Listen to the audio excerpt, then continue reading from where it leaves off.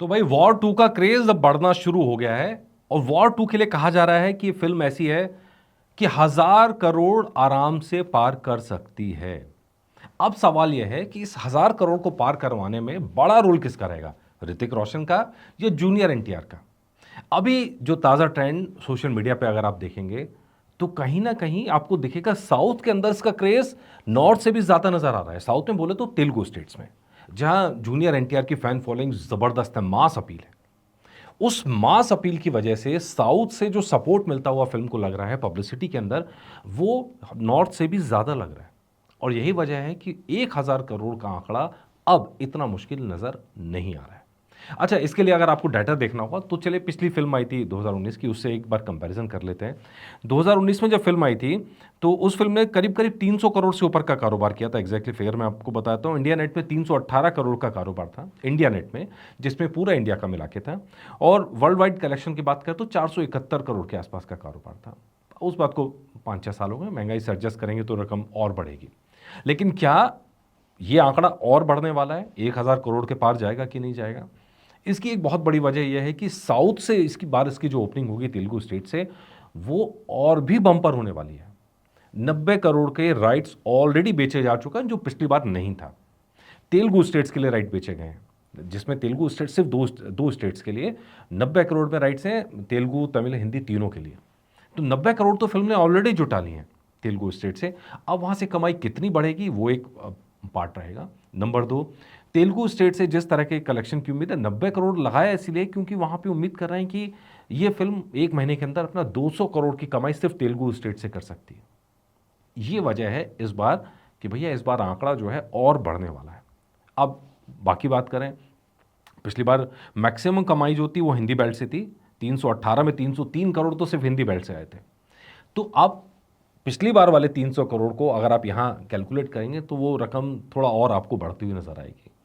तो मतलब आराम से 500 करोड़ के आसपास की रकम आप मान के चल सकते हैं कि 500 करोड़ हिंदी बेल्ट से वॉर 2 कमा के निकल सकती है।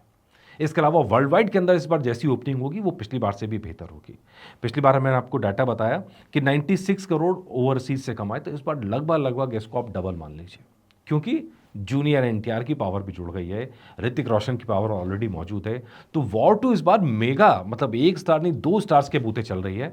और इसीलिए कहीं ना कहीं अब यहाँ से बड़ी मजेदार चीज़ थी, जब क्लोजिंग सेरेमनी थी तो भी साथ साथ फोटो खिंचाने में परहेज किया गया। तो एक राइवलरी की चीज़ दिखाने की कोशिश होगी। और आने वाले दिनों में ये प्रमोशनल मार्केटिंग स्ट्रेटजी जो इनकी है उसके अंदर भी इसको यूज़ किया जाएगा कि राइवलरी के तौर पे। हालांकि फिल्म में कैसी राइवलरी होगी, कैसे आमने सामने आएंगे और कैसे कहानी निकलेगी, ये अभी क्लियर नहीं है। बस हमारा यशराज फिल्म के साथ एक ही चीज़ का डर रहता है कि यशराज फिल्म कर करके पाकिस्तान के प्रेम प्यार में इतने पागल हो जाते हैं, वो पता नहीं पाकिस्तान को प्यार से ही जीतना चाहते हैं। शायद उन्हें पाकिस्तान की मार्केट नज़र आती होगी, लेकिन पाकिस्तान में आप कुछ कर लो, पाकिस्तान में हिंदुस्तान की फिल्में वैसे ही बैन है, तो आप वहाँ के मार्केट से इतना कुछ कमा के निकल नहीं सकते। दूसरा एक चीज़ ये रहती है कि जब पाकिस्तान एंटी पाकिस्तान बहुत दिखाते हैं तो सऊदी अरब वगैरह की जो कंट्रीज़ हैं वहाँ फिल्म बैन हो जाती है, वहाँ फिल्म को नुकसान होता है। तो भैया जब आप बड़ा बिजनेस करने की सोचते हो तो आप ये लाइन लेके चलते हो कि भैया थोड़ा सॉफ्ट हो जाए, लेकिन उस सॉफ्ट होने के चक्कर में फिल्म की कहानी घुस जाती है। तो प्लीज़ इस बार ऐसा ना करें।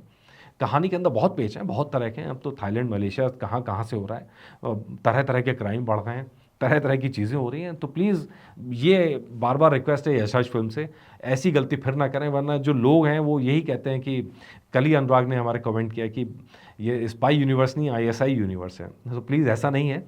उम्मीद कर रहे हैं कि इस बार ऐसा बिल्कुल ना हो, क्योंकि पिछली गलतियों से शायद यशराज फिल्म से सीखा हो। तो स्पाई यूनिवर्स जो है इस बार स्पाई यूनिवर्स की तरह ही नज़र आए, जिसकी शुरुआत एक था टाइगर के साथ हुई थी। तो लेट्स सी अब कहानी कहाँ बढ़ती है, कैसे बढ़ती है। दुश्मन बहुत हैं, दुश्मन की धरती में जाके एक्शन लेने का अपना मज़ा है, और वो होते हुए देखे तो खूब दिल की धड़कनें बढ़ती हैं, गूज बम्स भी आते हैं, उस तरह के एक्शंस क्रिएट करें। तो होप कर रहे हैं कि इस बार ऐसा होगा। और इस बार तो डबल पावर है, डबल इंजन की सरकार लगी हुई है यहाँ पर भी। उम्मीद करें कि धमाका होगा, और बड़ा धमाका होगा। और 1,000 करोड़ इस बार वॉर 2 के लिए इम्पॉसिबल नहीं है। लेट्स सी ये बात सच निकलती कि नहीं निकलती, कहाँ तक फिल्म पहुँचती है, तो कंटेंट के ऊपर डिपेंड करता है। कंटेंट अच्छा होगा तो डेफिनेटली फिल्म को कोई रोक नहीं पाएगा, क्योंकि जनता एक अच्छी फिल्म की तलाश में है।